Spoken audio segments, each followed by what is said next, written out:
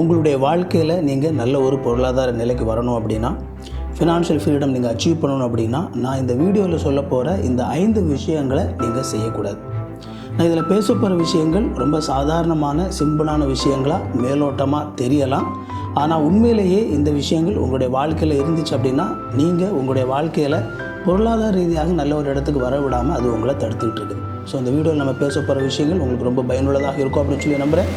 ஐத்தமிழ் academy சேனலுக்கு உங்களை வரவேற்கிறேன். இது வரைக்கும் சேனலை சப்ஸ்கிரைப் பண்ணல அப்படின்னா சேனல் சப்ஸ்கிரைப் பண்ணிக்கோங்க. வாங்க வீடியோக்குள்ளே போகலாம்.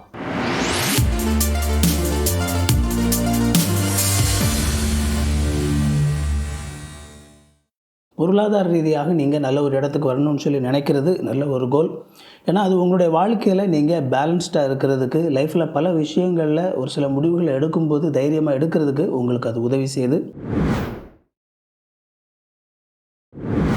நீங்கள் பொருளாதார ரீதியாக நல்ல ஒரு இடத்துக்கு வரவிடாமல் உங்களை சைலண்டாக தடுத்துட்டு இருக்கக்கூடிய முதல் விஷயம் என்ன அப்படின்னா, மைண்ட்லெஸ் மீடியா கன்சப்ஷன். அதாவது எந்த ஒரு கட்டுப்பாடுமே இல்லாமல் என்ன செய்கிறோன்னே தெரியாமல் மணிக்கணக்கில் செல்ஃபோன் பார்க்குறது, டிவி பார்க்குறது, இந்த மாதிரி எந்தவித கட்டுப்பாடுமே இல்லாமல் மீடியா கன்சியூம் பண்ணக்கூடிய நபர்களை ஆராய்ச்சி பண்ண ஒரு ஆராய்ச்சி என்ன சொல்லுது அப்படின்னா, இந்த நபர்கள் தூங்குகிற நேரம் தவிர இருக்கிற மீதி நேரம் இருக்குல்ல, அந்த நேரத்தில் கிட்டத்தட்ட 35% நேரத்தை இந்த மாதிரி மீடியா பார்த்தே நேரத்தை கழிக்கிறாங்க அப்படின்னு சொல்லுது. நீங்கள் ஆக்டிவாக விழிப்போடு இருக்கக்கூடிய நேரத்தில் 35% நேரம் அப்படிங்கிறது ரொம்ப அதிகமான அமௌண்ட். இந்த காலகட்டத்தில் பொருளாதார ரீதியாக நல்ல ஒரு இடத்துல இருக்கக்கூடிய நபர்களுக்கும் மற்றவங்களுக்கு இருக்கக்கூடிய மிகப்பெரிய வித்தியாசம் என்ன அப்படின்னா, பொதுவாக பொருளாதார ரீதியாக நல்ல ஒரு இடத்துல இருக்கிறவங்க இந்த மாதிரி எந்த ஒரு கட்டுப்பாடுமே இல்லாமல் இந்த மீடியா யூஸ் பண்ணிகிட்டு இருக்க மாட்டாங்க. பணக்காரர்களை பற்றி எடுக்கக்கூடிய கணக்கெடுப்பில் மிக முக்கியமான ஒரு தகவல் சொல்கிறாங்க. என்ன அப்படின்னா, உலகத்தில் இருக்கிற வெல்த்தி பீப்புள் இருப்பாங்க இல்லையா, நல்ல பணக்கார நபர்கள், அவங்களுடைய நேரத்தில் அதிகமான நேரம் ரீட் பண்ணுறதுக்கு தான் டைம் ஸ்பெண்ட் பண்ணுறாங்களாம். டிஜிட்டல் மினிமலிசம் அப்படின்னு சொல்லி ஒரு விஷயம் இன்றைக்கி உலகம் முழுக்க எல்லா இடமுமே பரவிட்டு இருக்குது. அதாவது இன்றைக்கி இந்த டிஜிட்டல் மீடியா இதெல்லாம் நம்ம லைஃப்பில் வந்தாச்சு, இதை நம்ம கம்ப்ளீட்டாக அவாய்ட் பண்ண முடியாது. ஆனால் அதே நேரத்தில் இதை எந்த அளவுக்கு கவனமாக நாம் பயன்படுத்துகிறோம் அப்படிங்கிறது. ஒரு நாளைக்கு வெறுமனே ஒரு 30 நிமிடம் இந்த மாதிரி நீங்கள் மீடியா யூஸ் பண்ணுறதை குறைச்சாலே உங்களுடைய ப்ரொடக்டிவிட்டியில் ரொம்ப அதிகமான இம்ப்ரூவ்மெண்ட்டை பார்க்க முடியும் அப்படின்னு சொல்லி ஆராய்ச்சி முடிவுகள் சொல்லுது. அந்த 30 நிமிடத்தை நீங்கள் உங்களுடைய வாழ்க்கையில் பல விஷயங்களுக்கு பயன்படுத்தலாம். நீங்கள் புதுசாக ஒரு விஷயத்தை கற்றுக்கிறதுக்கு அதை பயன்படுத்தலாம். ஒரு ஸ்கில்லை நீங்கள் வளர்த்துக்கிறதுக்கு அதை பயன்படுத்தலாம். உங்களுடைய ஃபீல்டில் உங்களை முன்னிறுத்தக்கூடிய ஏதோ ஒரு முக்கியமான திறமையை வளர்த்துக்கிறதுக்கு நீங்கள் பயன்படுத்தலாம். ஸோ பொருளாதார ரீதியாக நீங்கள் நல்ல ஒரு இடத்துக்கு வரணும் அப்படின்னு சொல்லி நினச்சிங்க அப்படின்னா, நீங்கள் கம்ப்ளீட்டாக மீடியாவை அவாய்ட் பண்ண வேண்டிய அவசியம் இல்லை. ஆனால் அதே நேரத்தில் நீங்கள் அதை எதுக்காக யூஸ் பண்ணுறீங்க, எப்போ யூஸ் பண்ணுறீங்க, எவ்வளவு நேரம் யூஸ் பண்ணுறீங்க அப்படிங்கிறத பார்த்து அதையும் ஸ்ட்ராட்டஜிக்காக நீங்கள் யூஸ் பண்ண பழகுங்க. உங்களுடைய வாழ்க்கையில் பொருளாதார ரீதியாக நீங்கள் கண்டிப்பாக நல்ல ஒரு இடத்துக்கு வர முடியும். ரெண்டாவதா, நீங்கள் பொருளாதார ரீதியாக நல்ல ஒரு இடத்துக்கு வர விடாமல் தடுக்கக்கூடிய மிக முக்கியமான ஒரு ஆட்டிடியூட் என்ன அப்படின்னா, குயிக் ரிச் ஆட்டிடியூட். அது என்ன குயிக் ரிச் ஆட்டிடியூட்? அதாவது சீக்கிரமாக உடனடியாக குயிக்காக பணக்காரங்களாக ஆயிடணும் அப்படின்னு சொல்லி இருக்கக்கூடிய ஆட்டிடியூட். இந்த ஆட்டிடியூட் உங்களுக்கு இருக்கா இல்லையா ஈஸியாக செக் பண்ணிடலாம். உங்களோட லைஃப்பில் பொருளாதார ரீதியாக நீங்கள் கஷ்டப்படக்கூடிய ஒரு சூழ்நிலையில் உங்களுக்கு ஒரு மிக முக்கியமான ஒரு நீடு இருக்குது, அது மீட் பண்ணப்படணும் அப்படிங்கிற ஒரு இக்கட்டான சிச்சுவேஷனில் இங்கே இருக்கீங்கன்னு சொல்லி வச்சுக்கோங்களேன். அந்த நேரத்தில் உங்களுடைய கற்பனையில் நீங்கள் திடீர்னு எங்கேயோ போகிற மாதிரி அந்த கற்பனையில் திடீர்னு உங்களுக்கு ஒரு புதையல் கிடச்சிருது. அது கிடச்ச உடனே உங்களுக்கு அதிலேருந்து உங்களுக்கு நிறைய பணம் கிடச்சிருது. நீங்கள் இப்போ இருக்கிற இந்த ஃபினான்ஷியல் ஸ்ட்ரகிள்லேருந்து வெளியே வந்துடுறீங்க. அல்லது திடீர்னு யாரோ ஒரு நண்பரோ ஒருத்தரோ உங்களுக்கு அதிகமாக ஒரு பணத்தை உங்களுக்கு தந்து இதை நீங்கள் வச்சுக்கோங்க அப்படின்னு சொல்லிட்டார். திடீர்னு உங்களுக்கு இதுவரைக்கும் இல்லாத ஒரு சொத்து யாரோ ஒருத்தர் பார்ப்பா, இந்த சொத்து உனக்கு இருக்குது, இதுவரைக்கும் உனக்கு தெரியாது, இப்போ தான் அது தெரிய வந்துச்சு, இந்த சொத்தெல்லாம் உனக்கு தான், இந்த பணமெல்லாம் உனக்கு தான். இந்த மாதிரியான கற்பனைகள் உங்களுடைய மனசில் இருக்குதா? இருந்துச்சு அப்படின்னா நீங்கள் ரொம்பலாம் வருத்தப்படாதீங்க. ஏன்னா உலகத்தில் நிறைய பேருக்கு அவங்க பொருளாதார ரீதியாக கஷ்டப்படும் போது இந்த மாதிரியான சிந்தனைகள் மனசில் இருக்குது அப்படின்னு சொல்லி ஆராய்ச்சி முடிவுகள் சொல்லுது. ஏன் பொருளாதார ரீதியாக கஷ்டப்படும் போது ஏதோ ஒரு விதத்தில் திடீர்னு நிறைய பணம் என்னுடைய பிரச்சனையெல்லாம் மாறிடும் அப்படின்னு சொல்லி மக்கள் நினைக்கிறாங்க? ஒரே ஒரு காரணம் தான் இந்த ஆட்டிடியூட்.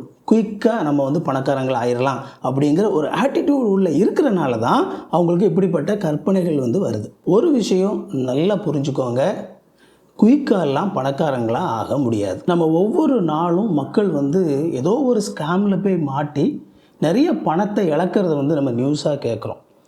எவ்வளவோ அவேர்னஸ் வீடியோஸ் வந்து போடப்படுது. இந்த மாதிரி ஸ்கேமில் மாட்டுறதை பற்றி தொடர்ந்து நியூஸ் வரதான் செய்யுது.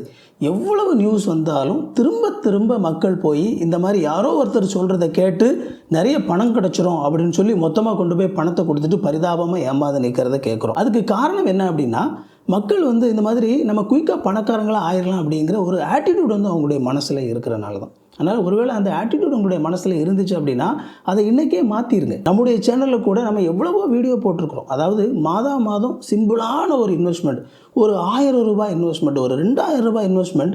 ஆனால் நீங்கள் ரெகுலராக டிசிப்ளினாக நீங்கள் மாதம் ஒரு சரியான இன்வெஸ்ட்மெண்ட்டில் இன்வெஸ்ட் பண்ணிட்டு வந்தீங்க அப்படின்னா உங்களுக்கு ஓவர் த டைம் எந்த அளவுக்கு அது வெல்த்தை பில்ட் பண்ணி கொடுக்கும் அப்படிங்கிறதெல்லாம் நம்ம நிறைய பேசியிருக்கிறோம். ஸோ வெல்த் ஜெனரேஷன் அப்படின்னு சொல்லி வரும்பொழுது அது எப்போவுமே வந்து குயிக்காக நடக்கிறதே கிடையாது. ஸோ பேஷன்ஸ், பொறுமையாகவும் நிதானமாகவும் தான் நீங்கள் வந்து உங்களுடைய வெல்த்தை பில்ட் பண்ண முடியும். அதனால் குயிக்காக பணக்காரங்களாயிடலாம் அப்படிங்கிற அந்த மனநிலை இருந்துச்சு அப்படின்னா அதை மாற்றிக்கோங்க. அது உங்களை பணக்காரங்களாக மாற்றாது. இது வரைக்கும் இந்த வீடியோ நீங்கள் பார்த்துட்டிங்க அப்படின்னா இந்த வீடியோ உங்களுக்கு ரொம்ப பயனுள்ளதாக இருக்குதுன்னு சொல்லி அர்த்தம்.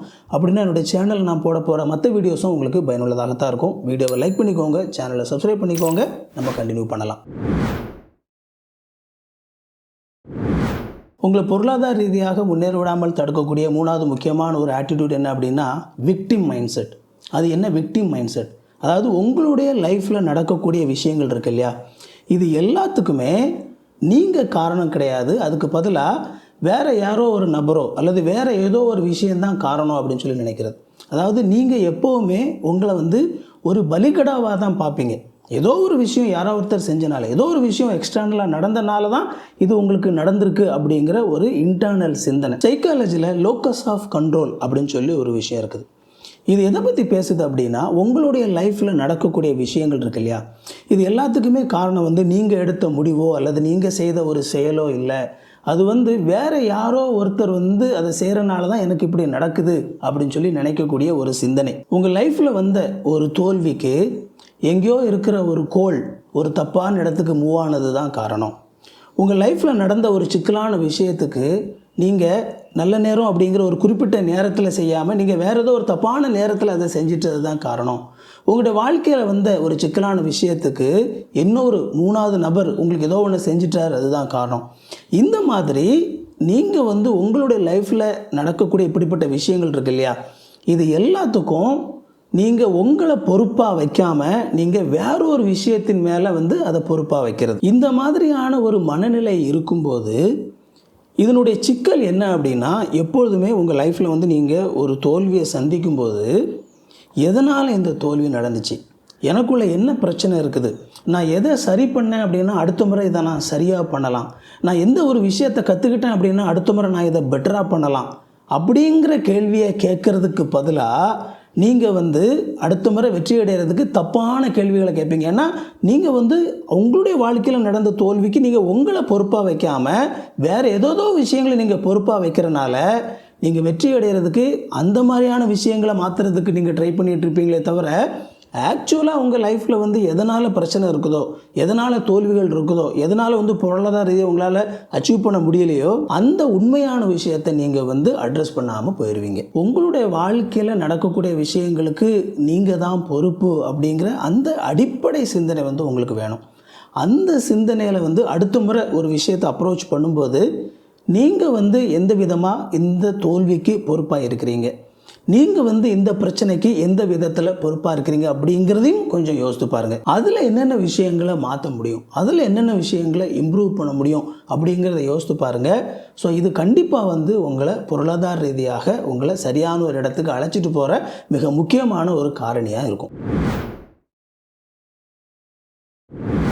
அடுத்ததாக உங்களை பொருளாதார ரீதியாக முன்னேறாமல் தடுக்கக்கூடிய இன்னொரு முக்கியமான விஷயம் என்ன அப்படின்னா ஓவர் திங்கிங். இது ஒரு சாதாரண விஷயமாக தெரியலாம், ஆனால் உண்மையிலேயே பல நபர்களுடைய வாழ்க்கையில் அவங்க பொருளாதார ரீதியாக நல்ல ஒரு இடத்துக்கு வர முடியாமல் தடுக்கக்கூடிய ஒரு விஷயமா இருக்குது. ஒரு சிம்பிளான ஒரு எக்ஸாம்பிள் சொல்கிறேன் கேளுங்களேன். இப்போது நீங்கள் வந்து பொதுவாக படம் பார்க்குறதுக்கு ஒரு ஆசைப்படக்கூடிய ஒரு நபராக இருக்கலாம். படம் பார்க்குறது உங்களுக்கு ரொம்ப பிடிக்கும். நீங்கள் வந்து ஒரு படம் பார்க்கணும் அப்படின்னு சொல்லி ஆசைப்படுறீங்க. இப்போல்லாம் வந்து பார்த்திங்கன்னா நிறைய ஓடிடி சர்வீஸ் இருக்குது. ஜஸ்ட் அப்படி உள்ளே போய் ஏதோ ஒரு படம் பார்க்கலான்னு சொல்லிட்டு ஓப்பன் பண்ணுறீங்க. உள்ளே பார்த்தீங்க அப்படின்னா நிறைய ஆப்ஷன்ஸ், நூற்றுக்கணக்கான ஆயிரக்கணக்கான படம் வரிசையாக இருக்குது. சரி இதை பார்க்கலாமா அப்படின்னு சொல்லி ஒன்று ஒன்றா வந்து நீங்கள் தேடி தேடி பார்க்குறீங்க. அப்படியே பார்த்துட்டு ஒரு ஸ்டேஜுக்கு மேலே அப்படியே எக்ஸாஸ்ட் ஆகி சோர்ந்து போய் எதையுமே பார்க்காம அப்படியே மூடி வச்சுருவீங்க. இதை தான் வந்து சாய்ஸ் பேரலிசிஸ் அப்படின்னு சொல்லி சொல்லுவாங்க. அதாவது உங்களுக்கு முன்னாடி ஆப்ஷன்ஸ் இருக்குது, நிறைய ஆப்ஷன்ஸ் இருக்குது. அதை வந்து சரியான நேரத்தில் செலக்ட் பண்ணாதனால என்ன ஆகுது அப்படின்னா உங்களால் எதையுமே செய்ய முடியலை. இந்த விஷயம் வந்து உங்களுடைய ஃபினான்ஷியல் விஷயத்துலேயும் வந்து நடக்கலாம். இப்போ நம்மளுடைய சேனல்லாம் கூட நம்ம நிறைய எந்த மாதிரியான இன்வெஸ்ட்மெண்ட் பண்ணணும் அப்படிங்கிறதெல்லாம் நிறைய நம்ம பேசுகிறோம். அப்போ வந்து ஒரு ஸ்டேஜில் வந்து அதை ரெகுலராக பார்த்துட்டு இருக்கிறவங்களுக்கு ஓகே இது நல்ல ஒரு இன்வெஸ்ட்மெண்ட், இதில் வந்து நம்ம போட்டோம் அப்படின்னா கண்டிப்பாக ஓவர் த டைம் நமக்கு வந்து நல்ல ஒரு ரிட்டர்ன் கிடைக்கும் அப்படின்னு சொல்லி தெளிவாகவே வந்து அவங்களுக்கு புரியும். ஆனால் ஒரு முறை வந்து அவங்க அது நல்லா புரிஞ்சதுக்கு அப்புறம் கூட முடிவு எடுக்காமல் வந்து இதை விட பெட்டராக ஏதாவது பண்ண முடியுமா, இதை விட வேறு ஏதாவது ஒன்று கிடைக்குமா அப்படின்னு சொல்லி இந்த மாதிரி தேடிக்கிட்டே இருக்கிறனால என்ன ஆகும் அப்படின்னா அதிகமாக திங்க் பண்ணி ஒரு ஸ்டேஜுக்கு மேலே வந்து எந்த ஒரு இன்வெஸ்ட்மெண்ட் பண்ணாமல் விரைச்சி வந்து சும்மா இருந்துருவாங்க. உங்களுக்கு இது இருக்கா இல்லையா ரொம்ப சிம்பிளாகவே கண்டுபிடிச்சிடலாம். ஒரு 6 மாதமாவது நீங்கள் வந்து ஏதோ ஒரு விஷயத்தில் இதை இன்வெஸ்ட் பண்ணணும், இது நல்லா இருக்குது அப்படின்னு சொல்லி உங்கள் மைண்டில் வந்து திங்க் பண்ணிகிட்டு இருக்கிறீங்க. ஆனால் அதை இன்வெஸ்ட் பண்ணுறதுக்கு ஸ்டெப் எடுக்காமல் அப்படியே தயங்கி நின்றுக்கிட்டே இருக்கிறீங்க. இப்படி இருக்கிறீங்க அப்படின்னா கண்டிப்பாக வந்து நீங்கள் ஓவர் திங்க் பண்ணிகிட்ருக்கீங்க அப்படின்னு சொல்லி அர்த்தம். அதனால் உங்களுடைய ஃபினான்ஷியல் இன்வெஸ்ட்மெண்ட் பற்றி நீங்கள் தெளிவான ஒரு முடிவுக்கு வந்துட்டீங்க, எது நல்லதுன்னு சொல்லி உங்களுக்கு தெரிஞ்சிருச்சு அப்படின்னா ரைட்டவே அதை ஸ்டார்ட் பண்ணிடுங்க. இதை விட ஏதோ ஒன்று பெட்டராக கிடைக்கும் அப்படின்னு சொல்லி காத்துட்டு இருக்காதீங்க. அதனால் எந்த ஒரு பிரயோஜனமும் இருக்க போகிறதில்ல. உங்களை பொருளாதார ரீதியாக முன்னேற விடாமல் தடுக்கக்கூடிய 5வது முக்கியமான ஒரு விஷயம் அப்படின்னா டாக்ஸிக் ரிலேஷன்ஷிப்ஸ். நிறைய பேர் வந்து இந்த வெல்த் பில்டிங் அப்படிங்கிறது ஏதோ அவங்க மட்டும்தான் செய்யணும் அப்படின்னு சொல்லி நினைக்கிறாங்க. இந்த விஷயத்தில் வந்து அவங்க ஒரு சோலோ பிளேயர் தான், வேறு யாருமே வந்து இதில் வந்து அவங்களுக்கு உதவி செய்யக்கூடாது, இதை வந்து முழுக்க அவங்க மட்டுமே செய்யணும் அப்படின்னு சொல்லி நினைக்கிறாங்க. இது மிக மிக தப்பான ஒரு மனநிலை. அதாவது இந்த மாதிரி புரிஞ்சுக்கோங்க, மலையேற்றம். நீங்கள் டிவியிலலாம் அந்த மலையேற்றம் அப்படிங்கிறத பார்த்துருப்பீங்கல்ல. ஒரு சில நபர்கள் வந்து கயிறெல்லாம் வச்சுட்டு இந்த பாறையில் வந்து வச்சு அப்படியே மேலே ஏறி கயிறு வச்சு போயிட்டுருப்பாங்க. ஸோ இந்த மாதிரி வெல்த் பில்ட் பண்ணுறது அப்படிங்கிறது இந்த மாதிரி மலையேற்றம் போன்றது. இதில் வந்து பார்த்தீங்க அப்படின்னா உங்களுடைய இந்த ஃப்ரெண்ட் சர்க்கிள், நண்பர்கள், இந்த சோஷியல் சர்க்கிள் அப்படிங்கிறது 2 விதத்தில் இருக்கலாம். நீங்கள் வந்து ஒரு மலையில் ஏறுறதுக்கு ட்ரை பண்ணுறீங்க. அப்போது ஒரு நபர் கீழே இருந்து உங்கள் காலை பிடிச்சி தொங்கிக்கிட்டு கீழே இழுத்துட்டு இருக்கிறாருன்னு சொல்லி வச்சுக்கோங்களேன். உங்களால் வந்து ஈஸியாக அந்த மலையில் ஏற முடியுமா? இந்த மாதிரி கீழே காலை பிடிச்சி தொங்கக்கூடிய ஆட்கள் தான் பார்த்தீங்க அப்படின்னா டாக்ஸிக் ரிலேஷன்ஷிப். பயந்தாங்குள்ளிங்களாக இருப்பாங்க, எந்த ஒரு விஷயத்தையும் கற்றுக்கிட மாட்டாங்க, எப்போவுமே நெகட்டிவாகவே திங்க் பண்ணிகிட்டு இருப்பாங்க. ஏதாவது ஒரு விஷயத்தை பற்றி பேசினாலே இல்லை அதெல்லாம் செய்யக்கூடாதுப்பா, அதெல்லாம் அப்படி ஆயிரும், இதில் என்ன நடக்கும்னு சொல்லி நமக்கு தெரியுமா, இந்த மாதிரியே வந்து பார்த்தீங்க அப்படின்னா எந்த ஒரு விஷயத்தையும் வந்து ஆராய்ச்சி பண்ணாமலேயே வந்து ஒரு விஷயத்தை கிரிட்டிசைஸ் பண்ணிக்கிட்டு உங்களை எந்த ஒரு முடிவுமே எடுக்க விடாமல் அப்படியே தடுத்துக்கிட்டே இருப்பாங்க. அதுக்கு பதிலாக உங்களை மாதிரியே வந்து வெல்த் பில்ட் பண்ணணும்னு சொல்லி ஆசைப்படக்கூடிய ஒரு பாசிட்டிவான ஆட்டிடியூட் உள்ள நபரோடு கூட நீங்கள் ஃப்ரெண்ட்ஷிப்பில் இருக்கிறீங்க அப்படின்னா அவர் வந்து உங்களுக்கு முன்னாடி மலையில் மேலே ஏறிட்டு போயிட்டு இருக்கிறாரு. அவர் கீழே வர்ற உங்களை வந்து கையை கொடுத்து அப்படியே மேலே நீங்கள் வர்றதுக்கு வந்து உங்களை தூக்குறதுக்கு ஹெல்ப் பண்ணுறாரு. நீங்கள் மலைக்கு மேலே ஏறுறதுக்கு வந்து உங்களுக்கு சரியான வழி காட்டுறாரு. இந்த மாதிரி பண்ணும்போது உங்களுக்கு எந்த அளவுக்கு அந்த மலையில் ஏறுறதுக்கு ஈஸியாக இருக்கும் அப்படின்னு சொல்லி யோசித்து பாருங்கள். ஸோ யார் வேணும் நீங்களே திங்க் பண்ணி பாருங்கள். காலை பிடிச்சி தொங்கி உங்களை கீழே இழுக்கக்கூடிய நபர்கள் உங்களுக்கு வேணுமா, இல்லை உங்களுக்கு மேலே நின்று உங்களை கை கொடுத்து மேலே தூக்கி விடக்கூடிய நபர்கள் உங்களுக்கு வேணுமா? ஸோ உங்களுடைய ரிலேஷன்ஷிப் யாருக்கிட்ட இருக்குது அப்படிங்கிற அடிப்படையில் நீங்கள் பொருளாதார ரீதியாக முன்னேறதுக்கு இது மிக மிக முக்கியமானது. அதனால தான் சொன்னேன், இந்த டாக்ஸிக் ரிலேஷன்ஷிப் அப்படிங்கிறது ஏதோ சாதாரணமாக தெரியலாம், ஆனால் வெல்த் பில்டிங்கை பொறுத்த வரைக்கும் இது வந்து உங்களை முன்னேற விடாமல் தடுத்துரும். அதனால் சரியான ஒரு நல்ல ஒரு சோஷியல் சர்க்கிள், சரியான ஒரு நட்பு வட்டத்தை நீங்கள் உருவாக்கிக்கோங்க. அது உங்களுடைய வெல்த் பில்டிங்கில் உங்களுக்கு அதிகமாக உதவி செய்யும். இந்த வீடியோ உங்களுக்கு ரொம்ப பயனுள்ளதாக இருந்திருக்கும் அப்படின்னு சொல்லி நம்புகிறேன். இது உங்களுடைய நண்பர்களுக்கோ உறவினர்களுக்கோ பயனுள்ளதாக இருக்கும்னு சொல்லி நீங்கள் நினச்சிங்க அப்படின்னா அவங்களுக்கு இந்த வீடியோவை ஷேர் பண்ணிவிடுங்க. உங்களுடைய சந்தேகங்களை வந்து கமெண்ட்டில் கேளுங்க, நான் உங்களுக்கு பதில் சொல்கிறேன். வீடியோவை லைக் பண்ணிக்கோங்க, சேனலை சப்ஸ்கிரைப் பண்ணிக்கோங்க. உங்களுக்கு நோட்டிஃபிகேஷன் ஒன்று நினச்சிங்க அப்படின்னா பெல் பட்டனை கிளிக் பண்ணிக்கோங்க. இன்னொரு சூப்பரான வீடியோவில் சந்திப்போம் friends. Thank you. God bless you.